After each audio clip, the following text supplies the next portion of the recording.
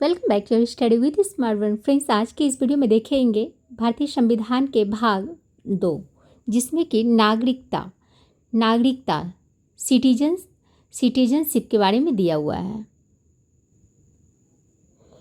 भारत में एकल नागरिकता है, तो भारत में एकल नागरिकता है। यूएसए में दोहरी नागरिकता है। एकल नागरिकता यूके और इंडिया में है।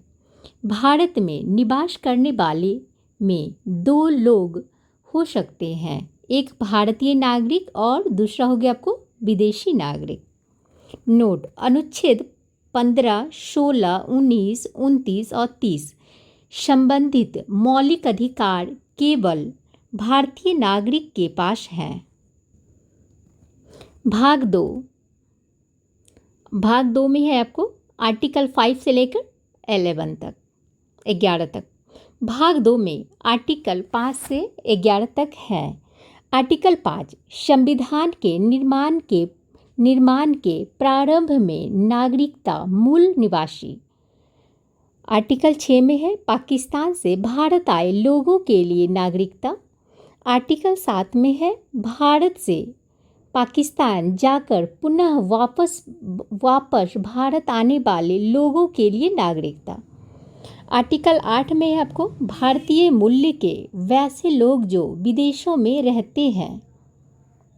आर्टिकल 9 किसी भी अन्य देश की नागरिकता लेने पर भारतीय नागरिकता स्वतः समाप्त हो जाएगी।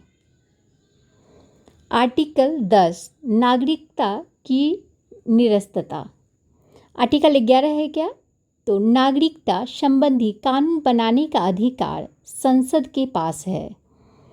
नोट: संसद द्वारा नागरिकता अधिनियम 1955 के द्वारा भारत की नागरिकता प्राप्त करने के निम्न अधिकार तय किए। नागरिकता 5 तरीके से प्राप्त कर सकते हैं। बाय बर्थ, जन्म के द्वारा। दूसरा बाय डिस्टेंस, वंश परंपरा, माता पिता भारतीय हों। बाय रजिस्ट्रेशन, पंजीकरण के द्वारा। यदि पति भारतीय, पत्नी विदेशी हो तो पत्नी को 7 साल भारत में निवास करना होगा। रजिस्ट्रेशन नागरिक का। भूमि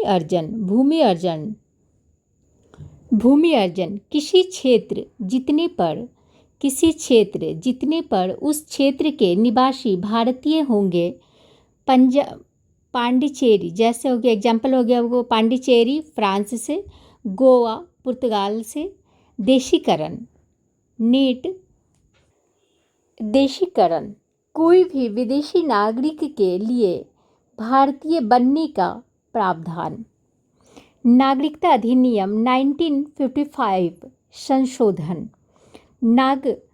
नागरिकता संशोधन अधिनियम 44 2019 में CAA 2019। Citizenship amendment act 2019।